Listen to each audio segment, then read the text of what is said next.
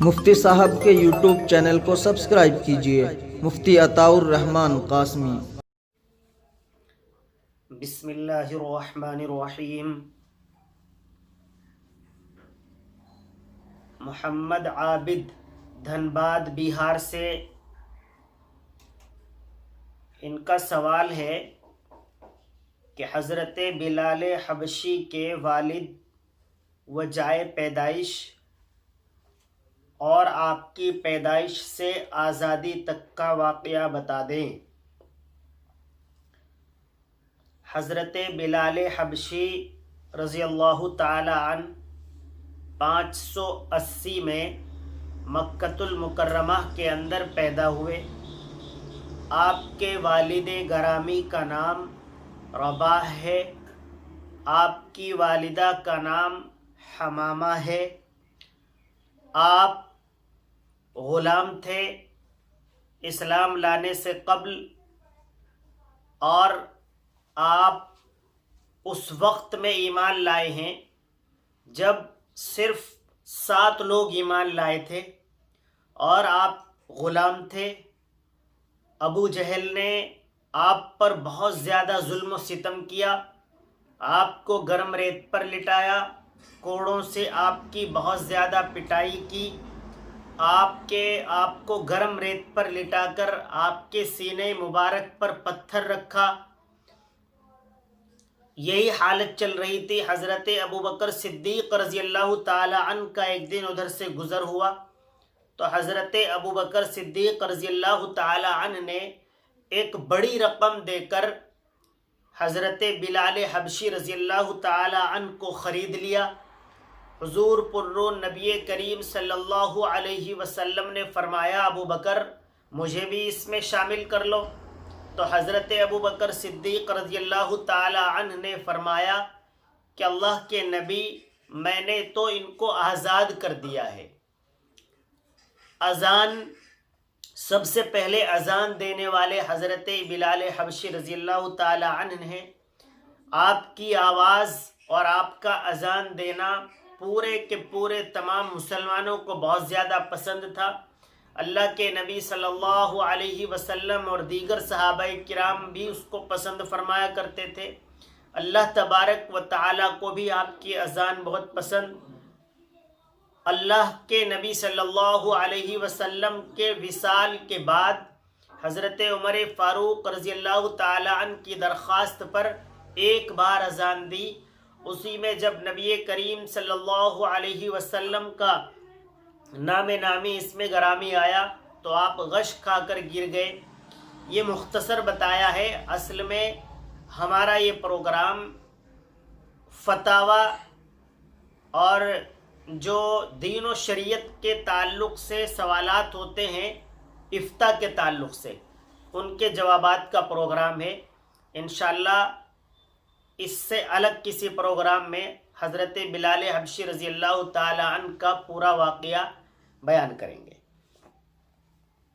قاری صدر عالم صاحب کا سوال ہے، چشمہ اور ٹوپا لگا کر نماز ہو جاتی ہے یا نہیں؟ چشمہ لگا کر نماز ہو جاتی ہے، لیکن اتار کر پڑھیں تو زیادہ بہتر ہے۔ ٹوپا جو لگاتے ہیں سردیوں میں وہ پیشانی پر آ جاتا ہے۔ ان کا سوال ہے کہ جب ہم پیشانی سجدے میں رکھتے ہیں تو وہ ٹوپا درمیان میں آ جاتا ہے، زمین کے، صف کے اور پیشانی مبارک کے، تو ٹوپا لگا کر نماز ہو جاتی ہے، لیکن ٹوپا ہٹا کر ہی نماز پڑھنی چاہیے۔ پیشانی پر اس طرح کے کپڑے نہیں ہونے چاہیے جو صف اور پیشانی کے درمیان حائل ہوں۔ ان کا قاری صدر عالم صاحب کا ایک اور سوال ہے، 11ویں پر ختم کرانا یعنی قرآن کریم اور اس کا کھانا بنوانا کھانا کیسا ہے؟ دیکھیے قاری صاحب، 11ویں پر مستقل طور پر غوث اعظم کے نام پر دیگ اتروانا، یعنی غیر اللہ کے نام پر جیسے دیگ یا کھانا بنواتے ہیں غیر اللہ کے نام پر چڑھاتے ہیں، یہ اس زمرے میں آئے گا، تو یہ تو بالکل حرام ہے۔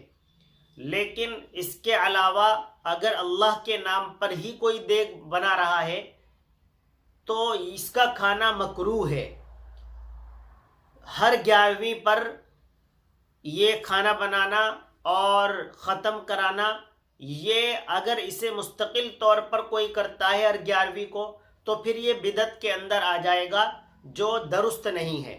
کبھی کبھی ہو جائے، یہ کھانے کا نظام ایک الگ نظام ہے، دعوت کریں آپ، غریبوں کو کھلائیں، بہت اچھی بات ہے، اور قرآن کریم کی تلاوت اور اس کا ختم کرنا ایک الگ نظام ہے، بہت زیادہ تلاوت کریں خوب۔ جو ہمارے آباء و اجداد، دوست احباب گزر گئے، ان کے لیے دعائے مغفرت کریں، انہیں ایصال ثواب کریں، کوئی حرج نہیں ہے، لیکن 11ویں کو مستقل طور پر طے کرنا اور اسی دن یہ کھانے کا نظام بنانا، یہ سب چیزیں غلط ہیں۔ محمد دانش چھٹمل پور سے معلوم کرتے ہیں، سوشل میڈیا پر جو دعائیں آتی ہیں ان پر، ان پرانی مانگی گئی دعاؤں پر آمین کہنا اور ان کو شیئر کرنا کیسا ہے؟ دیکھیے دانش بھائی، ٹیپ ریکارڈ میں یا موبائل فون پر جو دعائیں آتی ہیں وہ پرانی ہیں یا نہیں ہیں، ان پر آمین کہہ سکتے ہیں، کوئی حرج کی بات نہیں ہے، اور جو صحیح چیزیں ہیں، صحیح علماء کرام بھیجتے ہیں یا صحیح قرآن کریم اور احادیث سے ثابت ہیں، قرآن و حدیث کا ان کا مکمل طور پر ربط ہے، تو انہیں شیئر بھی کر سکتے ہیں، کوئی حرج کی بات نہیں ہے۔ مظفر نگر سے ایک بہن کا سوال ہے، تصویر والے کپڑے میں نماز ہو جاتی ہے یا نہیں؟ دیکھیے، تصویر سامنے رکھ کر جب تصویر پر نظر پڑ رہی ہو یا تصویر والے کپڑے پہن کر نماز قطعی طور پر نہیں پڑھنی چاہیے، نماز مکروہ ہوتی ہے، تو یہ تصویر والے کپڑے پہن کر یا تصویر پاس رکھ کر یا تصویر سامنے ہو اس کمرے میں نماز نہیں پڑھنی چاہیے۔ دہلی سے اختر صاحب کا سوال ہے، نماز کے دوران سجدے کے وقت شبہ ہوا کہ شاید پیشاب کا قطرہ آیا ہے، تو ایسی صورت میں نماز ہو جائے گی یا دوبارہ پڑھنی پڑے گی؟ دیکھیے اختر صاحب، اگر آپ کو غالب گمان ہے کہ قطرہ آیا ہے تو آپ کی نماز ٹوٹ گئی ہے، آپ کو دوبارہ وضو کر کے دوبارہ نماز پڑھنی پڑے گی۔ لیکن اگر آپ کو غالب گمان نہیں ہے اور بس ہلکا پھلکا ایسے ہی محسوس ہوا ہے، اگر آپ کا غالب گمان یہی ہے کہ قطرہ آ گیا ہے تو پھر دوبارہ پڑھ لیں، اور اگر غالب گمان نہیں ہے تو پھر آپ کی وہ نماز ہو جائے گی۔ محمد مغیث تیلی والا دہرادون سے معلوم کرتے ہیں، اگر کہیں نوکری کے لیے کوئی پیسہ مانگے اور پیسہ رشوت دے کر کوئی نوکری پالے تو کیا روزگار حلال ہوگا؟ دیکھیے مغیث بھائی، رشوت کا دینا حرام ہے اور ناجائز ہے۔ اب یہ جو کہیں نوکری لگنے کے لیے رشوت دی جاتی ہے ہمارے ملک میں، اس کی دو صورتیں ہیں۔ ایک تو یہ ہے کہ آپ کا حق پورے طور پر بن گیا ہے، اور ایک یہ ہے کہ آپ کا حق پورے طور پر نہیں بن رہا ہے۔ یعنی ایک تو یہ ہے کہ آپ کے ڈاکیومنٹ بھی پورے ہو گئے ہیں، اور جن جن چیزوں کی ریکوائرمنٹ اس نوکری کے لیے، اس جاب کے لیے ہے، وہ آپ پوری کر رہے ہیں، جسمانی اعتبار سے بھی، کاغذی اعتبار سے بھی، عمر کے اعتبار سے بھی، ساری چیزیں بالکل صحیح ہیں۔ اس کے بعد اگر آپ پیسے دیتے ہیں تو لگتی ہے، پیسے نہیں دیتے ہیں تو نہیں لگتی ہے، وہ لوگ ظلماً وصول کر رہے ہیں، تو اس طریقے پر شریعت نے اجازت دی ہے کہ آپ انہیں کچھ پیسے دے کر اپنا کام یہ نکال لیں۔ لیکن دوسری شکل ہے کہ آپ کے ڈاکیومنٹ میں کمی ہے، آپ کی عمر کے اعتبار سے آپ کی کمی ہے، یا پولیس اور ملٹری کا معاملہ ہے، آپ کی جسمانی اعتبار سے کوئی کمی ہے، تو پھر آپ رشوت دے کر وہ جاب لے رہے ہیں، وہ بالکل ناجائز اور حرام ہے۔